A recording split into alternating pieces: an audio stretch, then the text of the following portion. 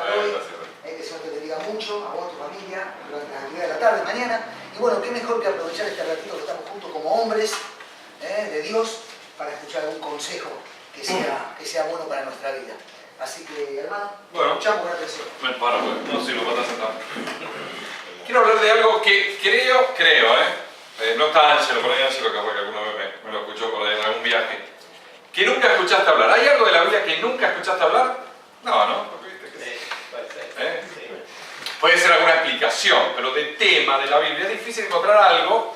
A ver, ¿hay media luna extra? ¿Tenés alguna ya? Una, bueno. Si alguien escuchó, esa media luna va para ese.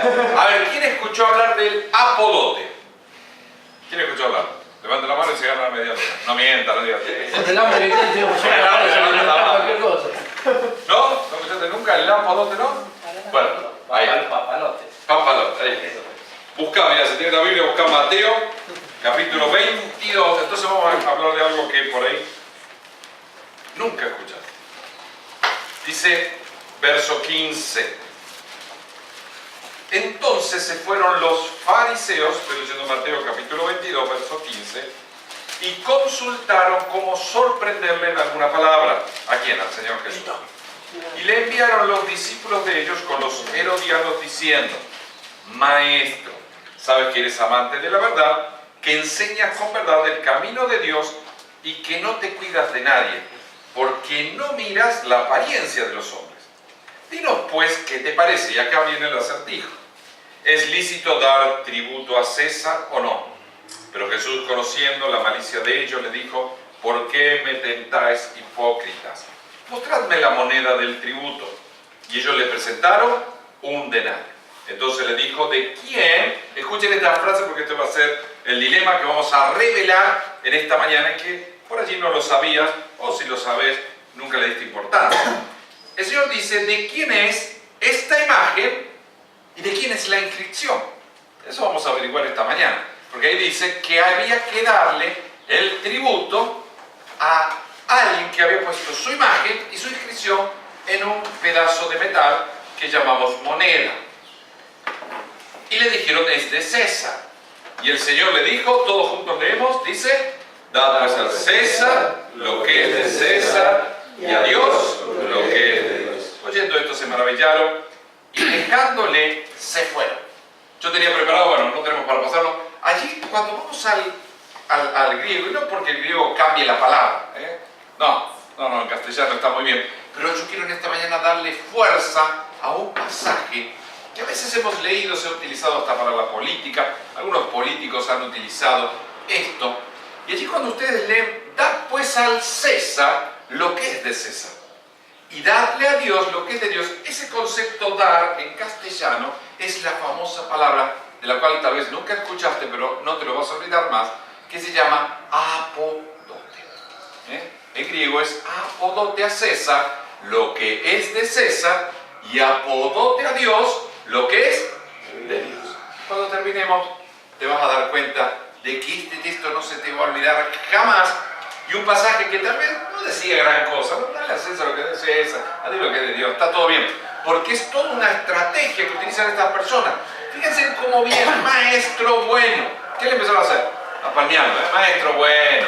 Tú que no mirás las apariencias de los hombres, vos que mirás el corazón, vos que sos perfecto, vos que sos bueno, vos que sabés, vos que entendés, y allí viene la trampa. Y le dicen, el Señor, ¿es lícito dar tributo, pagarle impuesto al César o no? Si él decía que sí, imagínate con los judíos. Ustedes tienen que entender que Roma gobernaba el mundo por aquel tiempo. En la estatua de Daniel, allí va a aparecer Roma.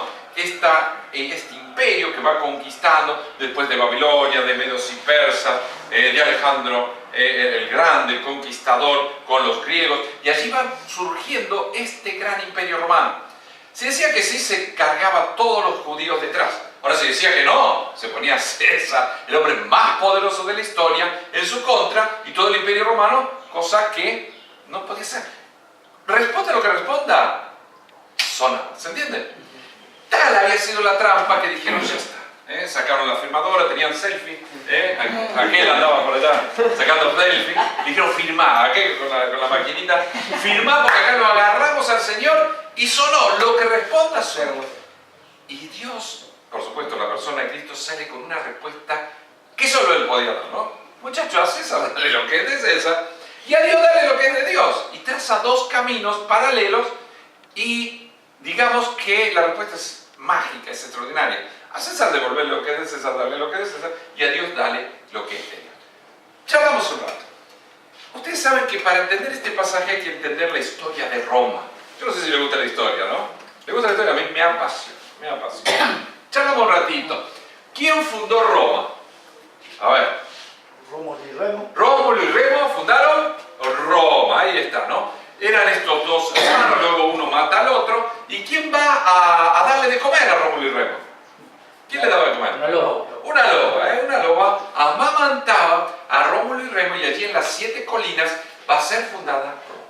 Surge el Imperio Romano, adelantamos un poquito en la historia para no jugar, si no te la arranco de allá atrás y no terminamos más. La cuestión es que van a surgir aquellos que se van a quedar, ¿no? El que reparte, se queda con la mejor parte. Lo que llamamos los padres, lo que llaman los padres de la patria. Por ejemplo, como si acá fuera, ¿quién sería el padre de la patria acá en Argentina? San Martín, yo pensé en Maradona, bueno, no importa. Es otro. San Martín, Belgrano, Güemes, nuestros héroes nacionales. La cuestión es que allí empieza todo a surgir una serie de familias que eran los especiales, una especie de patricios que tenían mucho dinero, se quedaban con las tierras y tenían el poder político y respaldados siempre por el poder militar. Porque en aquella época el que tenía las armas tenía gran parte del poder, porque todo se manejaba por el poder militar, sumado a un poder económico, a un poder social, y eso realmente les daba una gran autoridad. Ahora el pueblo era muy pobre, vivía en casitas muy humildes, muy sencillas, una especie de ranchada, por llamarle como para tratar de imaginarlo, y ahí vivía el pueblo, con gente muy rica y gente muy pobre. Cualquier parecido con la realidad, bueno, reclámenle a que esté de turno. La cuestión es que así encontramos a Roma, porque tiene mucho que ver Roma con este pasaje. Van pasando los tiempos y dice la consigna de hoy, que yo quiero descubrir junto con ustedes, dice, ¿de quién es esta imagen y de quién es la inscripción? Y allí dice de quién es. ¿De quién es la imagen de la moneda y de quién es la inscripción? ¿De quién es? De César. De César. Ahí está. ¿Pero quién es César? Yo en esta mañana le quiero poner nombre y apellido. Porque decimos César. A ver, ¿qué sería César en Egipto? Faraón. El faraón, ¿se entiende? La imagen del faraón sería. ¿Quién sería César en nuestros días? Presidente. El presidente. El presidente sería el César. César quiere decir el que está a la cabeza, el que está al mando. También habla César, de allí viene la palabra de tajiar, de cortar. Por ejemplo, viene la palabra cesárea. Cesárea viene de César. La cuestión es que César es una especie de título que se le da a aquel que está gobernando, aquel que está a la cabeza, aquel que está arriba. Pero acá dice de quién es la imagen y la inscripción. ¿De quién es? Decirle, ¿de quién es? De César. Pero yo le quiero poner a César nombre y apellido. Juan Pérez es César. Porque hasta ahora yo que te dije, que César es el emperador, César es el rey, ponele de otro tiempo, el rey. César es el que gobierna, el presidente, ¿se entiende? Pero ¿cuál es César? Porque presidentes argentinos, ¿cuánto hubo? Un montón. Si dijéramos, vamos a ponerle nombre y apellido a quien gobernó en el año 43, tendremos que buscar en la historia, y yo quiero determinar de quién es la imagen y de quién es la inscripción, porque el Señor preguntó eso. Y a veces se pasa que nosotros los creyentes no sabemos de quién es la imagen y de quién es la inscripción, y yo quiero que en esta mañana lo revelemos. Y después viene el apodote, porque acá está la palabra apodote, que no se conoce y que cambia un poco, no que cambia la Biblia, sino que le da una fuerza que no te vas a olvidar jamás. La cuestión es que allí nos encontramos con Rómulo y Remo, que fundaron Roma, con los padres de la patria, fundando la ciudad de las 7 colinas, y la cuestión es que ahí llega todo un momento. Va a surgir un hombre que va a tomar el primer concepto de César. Él viene de una de las familias, si bien él se va a formar en una niñez bastante dura, bastante difícil, pero tenía alguna familia un poquito acomodada. No te digo el nombre de la familia, después te lo digo porque si no, ahí sale el nombre. ¿Quién va a ser el primer César de la historia romana? Julio. Don Julio César. ¿Por qué viene de la familia? Por eso no te quería dar el dato. Viene de la familia de la Julia y de Claudia. Muy importante la familia de Claudia. Y de allí surge Julio César. Julio va a ser un muchacho que hasta lo van a querer matar, tienen que sobornar toda la familia a sus captores para poder mantenerlo con vida. Luego que surge eso, va adquiriendo rápidamente una especie de poder. ¿Se acuerdan que llega un triunvirato con, a ver si me acuerdo, con Pompeyo y con Casio? Ese triunvirato empieza a gobernar, pero luego Julio va a surgir y va a quedar como el que gobernaba Roma. Él llega a tener un poder tremendo y empieza a hacer una especie de revolución productiva en Roma y empieza a sacarle un poquito a los privilegios a los ricos y darle a los pobres.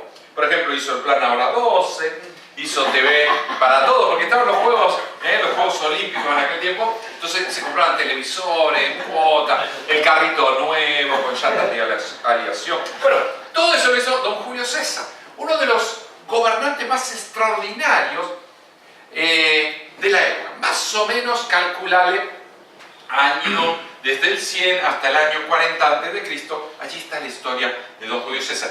Todo lo que yo te vaya contando, anda agarrando los detalles porque yo te lo doy por algo y porque después te voy a preguntar de quién es la imagen y de quién es la inscripción. Allá lo tenemos a don Julio.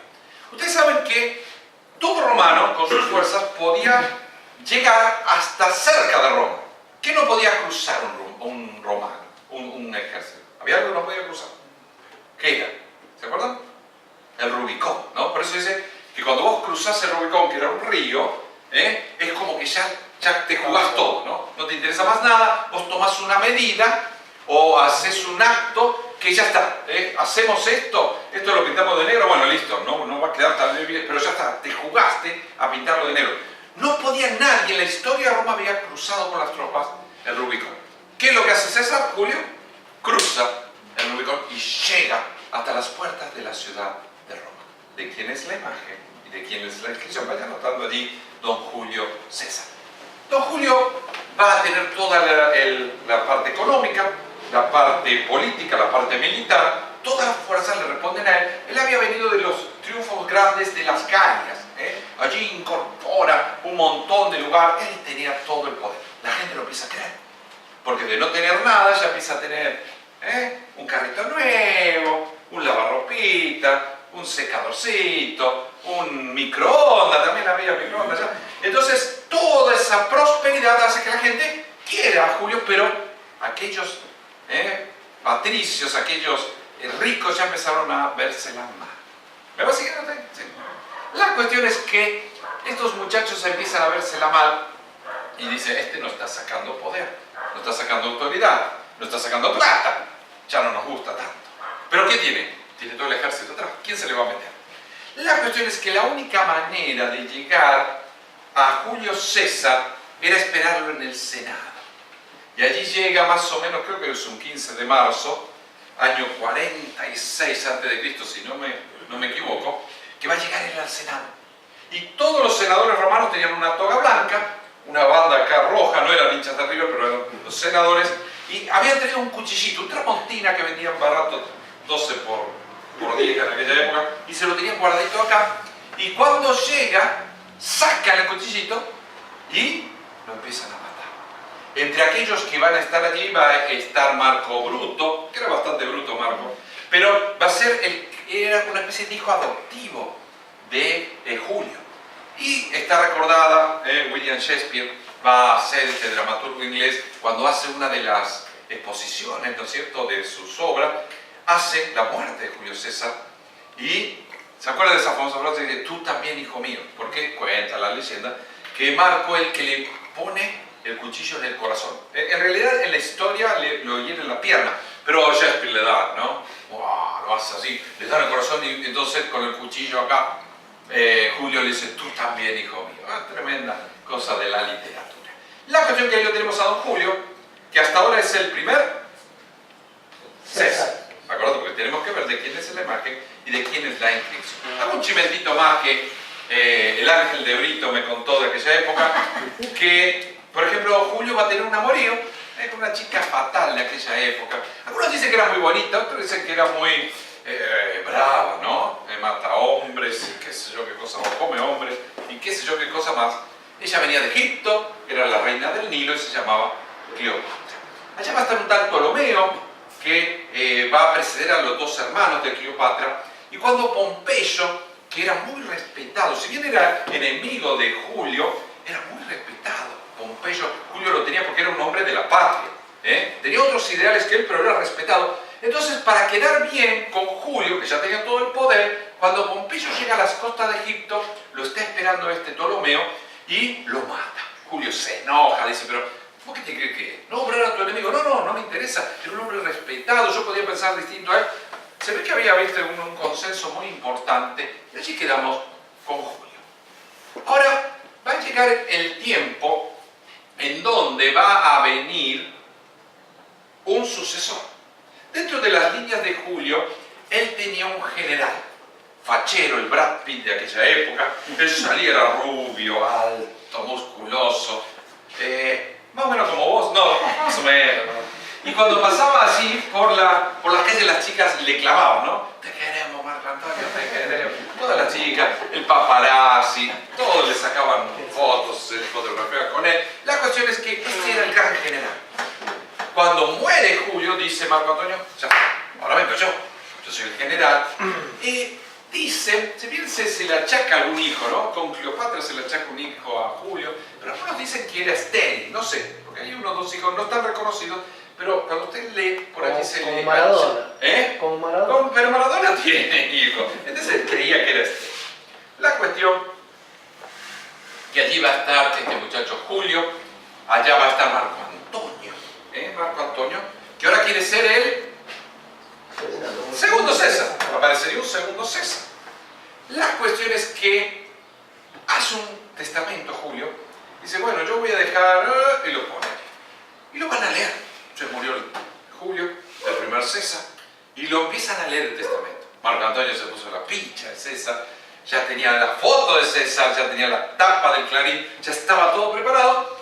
Y no, en el testamento, don Julio se acordó que tenía una especie de sobrino, un hijo adoptivo del corazón, llamado Octavio.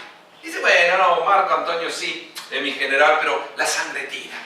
Entonces, si bien no se sabe si era de la sangre de él, pero le va a dejar al legado afectivo su reinado. Y lo va a transformar a Octavio. Octavio era un jovencito, medio adolescente, medio salame, todavía no entendía bien la cosa, no tenía nada de luchador, no entendía nada de guerra, pero arma su ejército. Marco Antonio se enoja. Y ahí se arma toda una batalla. Pelean. Marco Antonio por un lado y Octavio por otro. ¿Quién gana? Pelean. ¿Quién gana? Octavio. Gana Octavio, sí, porque él se rodeó de buenos generales, a pesar de que Marco Antonio lo superaba en experiencia y en conocimiento de la guerra, gana Octavio. Y allí surge el segundo César, porque ya se nos había muerto Julio. Y va a estar Octavio y va a adoptar un nombre. ¿Qué nombre adopta Octavio para gobernar Roma? Augusto. Ahí está. Augusto César, ex Octavio. ¿Se va siguiendo la idea? Ahí está. Pero ¿de quién es la imagen y de quién es la inscripción? Tenemos, primer César, don Julio. Segundo, ahora ya es Octavio con el nombre de Augusto César. ¿Qué tienen que ver estos dos grandes hombres de la historia con vos y conmigo? Escuchen bien la pregunta. ¿Qué tienen que ver estos grandes hombres de la historia, Julio César y Octavio, con vos y conmigo? A ver. Con vos y conmigo, no conmigo. Con vos y conmigo. ¿Qué tiene que ver? ¿Quién nació en julio acá? ¿Hay alguien de julio? Muy bien. ¿Tiene que ver con vos?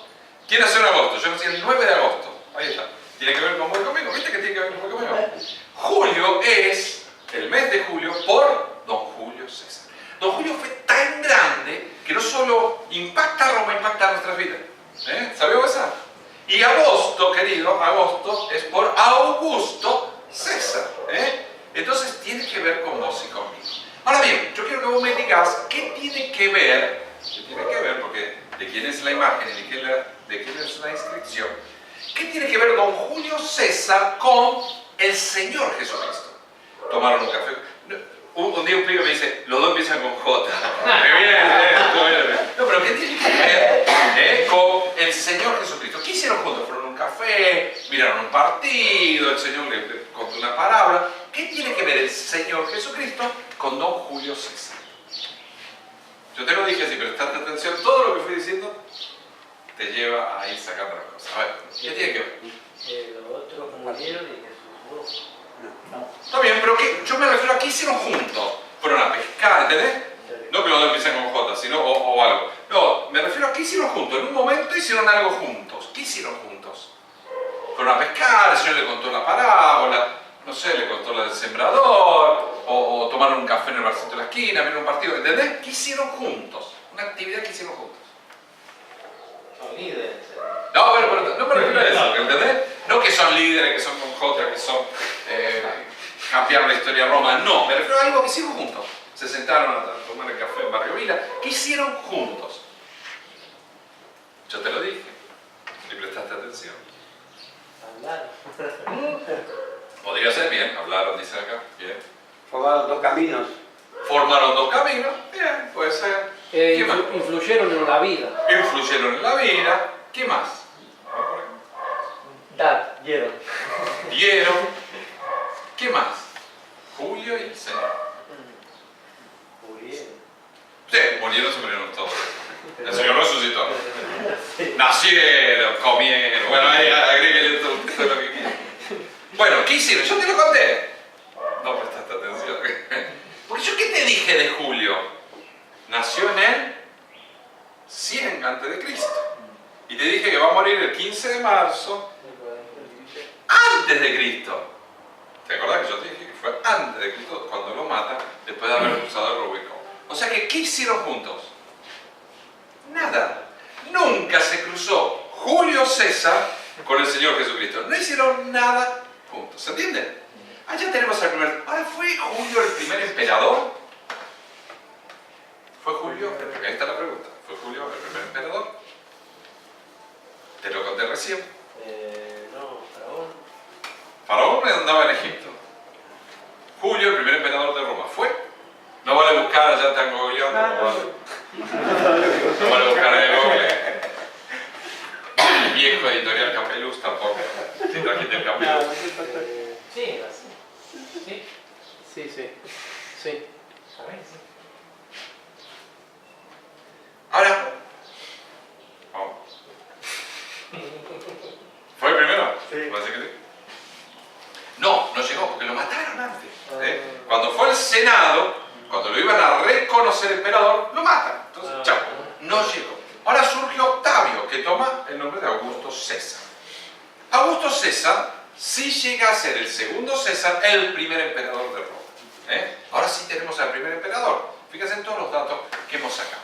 Augusto César, te la cuento rápido, va a ser un muchacho que ya se hace fuerte, ya no es más el adolescente medio tonto, ahora es un hombre fuerte, poderoso.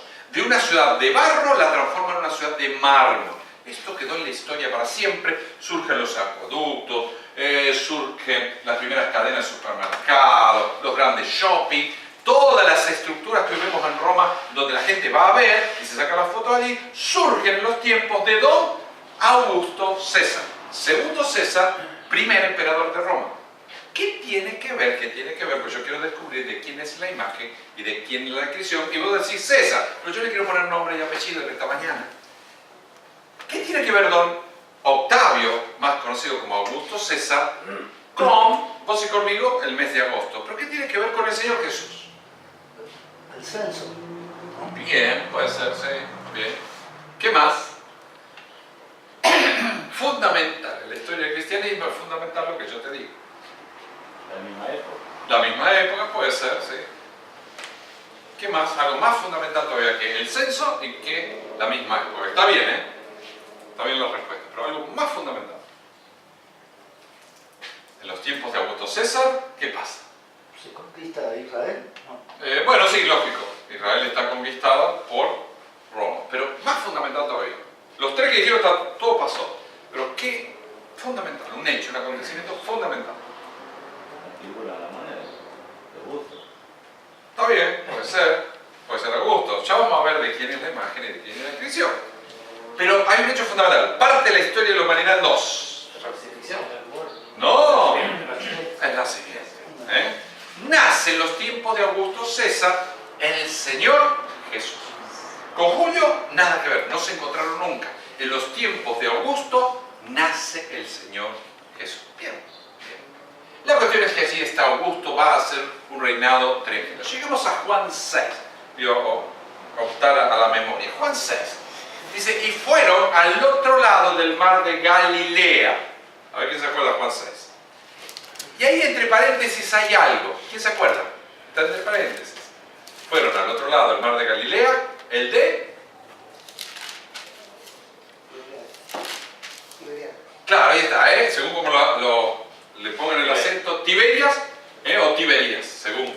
¿Por qué el mar de Galilea? Que no es un mar, ¿no? Vos tuviste, es un lago.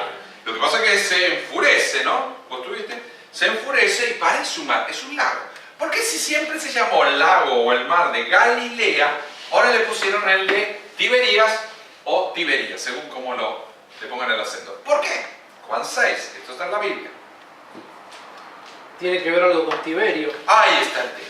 Siempre eso tiene que ver con el alcahuete de turno. Viste que siempre está el tipo que viene y le dice la calle Néstor, el Museo Cristina, la Placita Mauricio. Entonces siempre está el alcahuete de turno que dijo, mirá lo que es esto. Esto es un lago. No, esto es un mar, dijo el tipo. Este es el... No, pero no es de Galilea.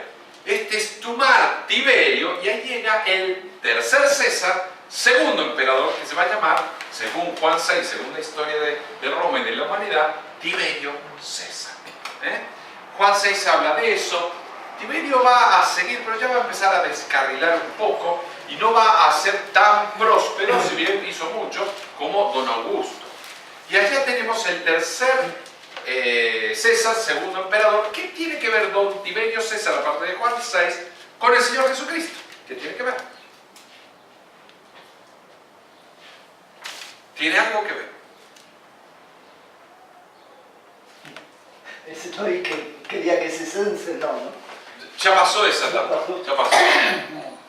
¿Qué tiene que ver don Tiberio César, tercer César, segundo emperador, con el Señor Jesucristo? Gobernaba Roma, bien, pero algo, eventos puntuales y fundamentales en tu fe y en mi fe. Y la crucifixión. Ahí está. En los tiempos de Augusto nace el Señor Jesús, en los tiempos de Tiberio muere el Señor Jesús. Esto hay que saberlo, porque a veces navegamos allí en un mar de dudas. Decimos César, pero ¿de quién es la imagen y de quién es la inscripción? Luego va a seguir de Tiberio, ya pasamos Juan 6, va a seguir Calígula y ya empieza a venir una etapa de persecución a la iglesia. Calígula tiene que ver eso, con la persecución de la iglesia. Calígula es un degenerado, es un atorrante, es un tipo que vivía de fiesta en fiesta, un desastre. Luego de este muchacho Calígula va a venir Claudio. Claudio va a traer bastante prosperidad al reino, pero va a aumentar todavía la persecución de la iglesia. Eso tiene que ver, lo voy acelerando un poco porque si no, no terminamos más. Y va a llegar, y ahí me voy a detener, va a llegar a un muchacho, años 64 en adelante, va a llegar a un tal muchacho llamado, ¿quién le seguiría? Nerón. Nerón, ahí está. Nerón va a ser el famoso inspirador de la canción, ¿no? Nerón, Nerón, qué grande sos. Bueno, pero después la traen para acá. Eso se encargaron las revistas de aquella época. ¿Qué tiene que ver don Nerón? Ya estoy por el sexto César, el quinto emperador, con la historia del cristianismo. ¿Qué tiene que ver don Nerón? El que mató a Pablo, a Pedro, ¿no? Ahí está. Lleva a la muerte a, entre otros, a Pedro y a Pablo y la gran persecución. ¿Se acuerdan? Nerón va a incendiar Roma, Nerón va a embardonar de brea a los cristianos y lo va a poner como antorchitas viviendo, una cosa de loco terrible. Cortamos ahí, hasta ahora tenemos 6 candidatos a ver, porque el Señor hizo una pregunta y yo quiero contestarle en el tiempo que sea, pero yo le quiero contestar. Porque el Señor le dijo, a ver muchachos, mostradme la moneda. ¿De quién es esta imagen y de quién es la inscripción? Los 6 candidatos que yo te di son los 6 candidatos de los cuales puede estar la carita. Puede estar la carita y puede ser la inscripción. Pero yo le pregunto, ¿de quién es? Eso tiene un nombre y un apellido. A ver, empezamos a razonar. ¿Será de Julio? Vamos a poner. ¿Será de Augusto? ¿Será de Tiberio? ¿Será de Calígula? ¿Será de Claudio? ¿O será de Nero? ¿Qué pensamos? A ver.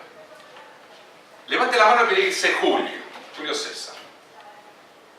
Levante la mano que dice Augusto César. Ahí está. Levante la mano que dice Tiberio César.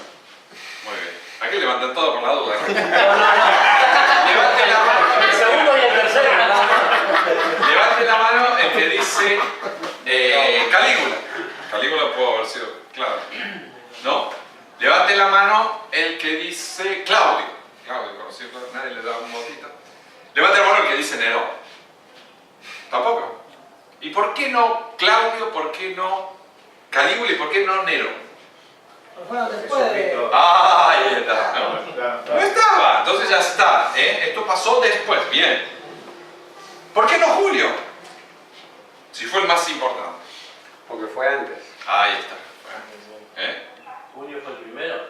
Claro, Julio fue el primero. Claro, la- Y lo matan. Por eso está antes de agosto. Recordá que la moneda, ahora te doy algo que no te lo dije, la moneda tenía la inscripción de quien gobernaba en ese momento. Entonces no era un recuerdo como ahora, ponemos San Martín que ya estuvo, ¿se entiende? Quien acuñaba la moneda gobernaba en ese momento. De quién es la imagen y de quién es la inscripción. Eliminamos ya 4, ¿no? Julio porque estuvo antes, a Don Claudio, a Calígula y a Nerón, porque vinieron después, nos quedan 2, ya estamos. Bueno. O sea que es Augusto o es Tiberio. Vos decís Tiberio. ¿Quién dice Tiberio? Vamos, ahora cuénsenla, vamos, Tiberio, ahí está. ¿Y quién dice Augusto? Ahí está dividida la cosa. Está la griega. Está la griega. ¿Qué es cizañero? Bueno, yo no sé si alguna vez te lo había preguntado de quién es la imagen y de quién es la inscripción, pero quien está gobernando en este momento es quien vio el ministerio público del Señor. Los primeros años del Señor, desde que nace hasta que empieza el ministerio público, va a ser bajo el reinado de Augusto César. Augusto César. Cuando ya el Señor empieza su vida ministerial, está en el gobierno Tiberio César. ¿De quién es la imagen y de quién es la inscripción? La próxima vez que te pregunten, ya vas a poderle dar nombre y apellido. Porque vos dirás César, sí, la Biblia dice César, pero es Don Tiberio César. Esa es la imagen y esa es la inscripción. ¿Qué pasó con Cleopatra? Mirá, teníamos mucho para contar. Cleopatra va a estar en Egipto. Ella va a después tener 2 hermanos. Ella no podía ser la reina porque era mujer. Y va a tener 2 hermanitos siguiendo por Ptolomeo I, Ptolomeo II. Y uno va a tener 12 años. Ella se tiene que casar con este de 12 años. Con quien va a tener 2 hijos, 2 mellicitos y alguno más por allí. Se tiene que casar con el hermano. Se muere el hermano. Y se tiene que casar con el otro hermano que tenía 10. Ptolomeo II tenía 10. Era insoportable Ptolomeo II y Cleopatra era brava.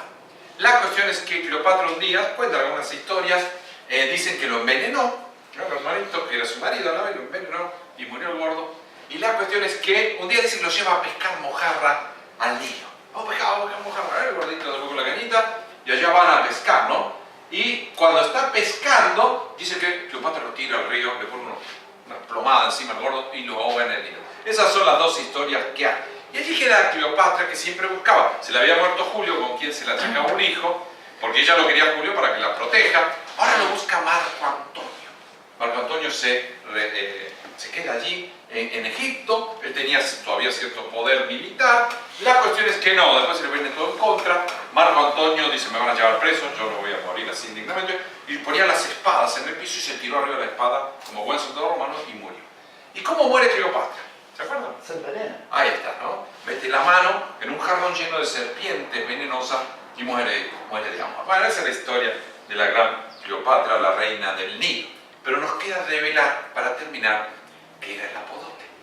Porque el apodote dice: apodote a César lo que es de César. Y el texto en castellano, según Reina y según Don Valera, dice que es dad al César lo que es de César y a Dios lo que es de Dios. Vemos rápido apodote. son dos palabras, tiene un prefijo, apo. Siempre que vos veas el prefijo apo, quiere decir volver al lugar original, donde se inició, donde empezó, a quién pertenece. Por ejemplo, en la Biblia lo vemos en Apocalipsis. Apocalipsis. Calipsis es el calipto del cubrir. Acá las hermanas usan la mantilla española. Generalmente el calipto era el cubrir oriental, que es un cubrir más grande. Por ejemplo, todavía se usa en algunos países de estos más complicaditos, todo cubierto, ¿no? Hasta los ojitos, ¿viste? Esos trajes que a veces vemos de aquellos lugares orientales. De eso es el calipto. Entonces, ¿qué es Apocalipsis? Apo es volver al lugar original, correr, volver, y al inicio, el velo, ¿no? El calipto. Entonces, ¿el Apocalipsis qué es? Acá están los eventos del porvenir, acá está el velo, esto está velado. ¿Qué es Apo? Volver al lugar original, correr. Corre el velo y vos y yo vemos los eventos del porvenir. ¿Qué vemos? Poco, porque yo corro el velo un poquito y después preparo un montón de cosas que no entendemos, no comprendemos, ni sabemos, ni sé si tenemos que saberla, ¿no? El Señor la sabe. ¿Se entiende? Eso es Apocalipsis. Entonces ahí está. Ahora, ¿qué es dote? Acá somos grandes, así que si aquel que más pibe por ahí no la entiende la dote era una riqueza que te daba. Hay dos tiempos. Hay tiempos en donde el padre del novio te la daba y otros tiempos donde el padre de la novia. En este tiempo bíblico es el padre de la novia el que da la dote. Te daba la novia y te daba una vaquita, un chanchito, un viaje al Caribe, qué sé yo, para que vos empieces a formar tu hogar. Te daba una dote. Entonces, apodote es volver al lugar original, al inicio, al creador, al dueño, las riquezas, todo lo que le pertenece. ¿De quién era la moneda? Porque el que acuñaba la moneda, el que le ponía su cara en el metal, era el dueño de la moneda. Vos comercializabas con la moneda, pero no eras el dueño. La moneda le pertenecía ¿a quién? A Roma. A Roma, a Tiberio, en este caso a don Tiberio César, porque él la acuñó. Ahora, yo tratando de entender esta palabra apodote, traducida en nuestro castellano como dar, ¿yo le puedo dar a Tiberio César algo? No, porque dar es, yo tengo esto, que es legado, yo se lo doy a él, ¿se lo puedo dar? No, pues se lo saqué a él, yo no le puedo dar, porque le pertenece a él. Ahora, ¿qué dice el apodote? Volver al lugar original, a quien le pertenece, a quien lo hizo, los bienes, las riquezas. Volver. A mí me lleva otra palabra, no estoy cambiando la Biblia, porque en otras versiones lo traducen bien. Cuando yo empecé a averiguar apodote, hay una palabrita que encajaría mejor. ¿Cuál se le hace la idea? Si a mí no me pertenece, yo no te lo puedo dar, porque si no sería mío y yo te lo doy. ¿Cómo sería si es tuyo y yo te lo tengo que entregar? ¿Cómo? Ahí está la palabra. Devolver. Otra versión que se devuelve. Devolver, ¿entendés? Porque él me da el celular, yo lo tengo, lo uso, charlo, pero no me pertenece, yo se lo doy a él, no. La palabra correcta es yo se lo devuelvo, él me lo prestó para que yo charle, ¿se entiende? Y yo se lo devuelvo a él, porque a él le pertenece. A César vos le tenías que devolver la moneda. Algún día se la iban a devolver, porque a él le pertenecía el metal, la carita, bajo su reinado, todo le pertenecía a él. Pero ahora dice, apodote a Dios. Lo que es de Dios. Y el texto, hermano, toma una fuerza tremenda. Porque dice, dale a Dios, ¿qué le puedo dar yo a Dios? Nada. Sin nada tengo. Pero cambia el pasaje cuando vos y yo traducimos de una manera más correcta. Y decimos, apodote a Dios, devolvele a Dios lo que es de Dios. Y ahí toma sentido y fuerza el desafío de esta mañana. Porque ¿qué es de Dios? La vida. Tu vida y mi vida es de Dios. A Él le pertenece. Él la hizo. Y luego muertos en delitos y pecados, Él la compró. Somos doblemente suyos. Y Él dice en esta mañana, querido, devolveme lo que me pertenece. Hermano, dejemos ya de vivir para nosotros mismos. Y como da allí en Corintios el sentido de la vida cristiana, dice, por todos murió. Yo no creo que haya muerto por algunos. Algunos calvinistas dicen, bueno, no, murió por los que son salvos. No, yo no creo eso. Respeto, no creo eso. Yo creo que por todos murió. Pero ahí viene el concepto, dice, para que los que viven, vos y yo, los que ya tenemos a Cristo, ya no viven para sí, sino que viven para aquel que murió y resucitó por ellos. No cambia. ¿No le da una fuerza al pasaje impresionante y el desafío en esta mañana, en estos 80 años de la iglesia? Cambia. Y vos y yo tenemos que devolverle a Dios lo que le pertenece. Querido hermano, por años hemos vivido para nosotros mismos. Por años le hemos negado a Dios lo que le pertenece a Él y vivimos como se nos da la gana. Polanca va a escribir una canción espectacular que va a inmortalizar Frank Sinatra, que es A Mi Manera. Y A Mi Manera es una canción bárbara, pero así no podemos vivir. Cuando alguien festeja un cumpleaños, muchos dicen que tus sueños se concreten. Yo nunca le pongo eso, porque mis sueños pueden ser que yo salga campeón todos los años y aquello es nada. Mis sueños pueden ser tener una pileta más grande y el gordo nadar de acá para allá. Mis sueños pueden ser cualquier cosa. Ahora, yo siempre le pongo que sus sueños, que su voluntad se haga tu vida. Y Él cambia. Los que viven ya no viven para sí, sino que viven para aquel que murió y resucitó por ello. Hermano, ¿de quién es la imagen? ¿Y de quién la inscripción? La moneda, ya sabemos, era de Don Tiberio César. Pero yo quiero preguntarte, en esta mañana me quiero preguntar, ¿de quién es la imagen y la inscripción de nuestro corazón? De nuestro corazón. El apóstol va a decir, pues va a sufrir dolores de parto hasta que la persona de Cristo sea formada en vosotros. La persona de Cristo en la imagen en la presencia del Espíritu Santo tiene que imprimir nuestra vida, así como la cara de Tiberio imprimía el metal para hacer la moneda. Y cuando vos y yo le devolvemos a Dios lo que es de Dios, la vida cambia. Los que viven ya no viven para sí. Dejémonos de vivir para nosotros mismos y vivamos para aquel que ha acuñado en nosotros la imagen de Jesucristo. ¿Oramos? Amado Dios, bendito Padre, te damos gracias en esta mañana por este tiempo, por esta comunión, por este hermoso desayuno, por hacer un alto en nuestro andar y ver este pasaje simple, sencillo, que tal vez nunca nos había dicho gran cosa, pero podemos aprender en esta mañana, ser desafiados en esta mañana a vivir para ti, a no quedarnos, Señor, con nuestra vida, a no ser egoísta, a no tener un cristianismo liviano, light, calientabancos, sino entregados por completo a ti. Podamos rendirnos, podamos entregarnos, podamos devolverte, Señor, lo que te pertenece, toda nuestra vida. Para tu gloria, en los méritos de Cristo Jesús. Amén. Amén. Gracias.